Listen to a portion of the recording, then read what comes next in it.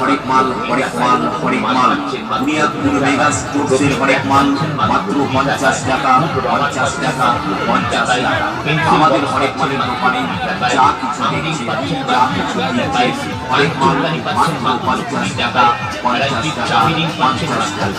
আমাদের হরেক মালের দোকানে স্টিলের হাতা পাচ্ছে মাত্র 50 টাকা, স্টিলের চামড়া পাচ্ছে মাত্র 50 টাকা, স্টিলের চা সেকতে পাচ্ছেন মাত্র 50 টাকা, স্টিলের সিক্সার পাচ্ছেন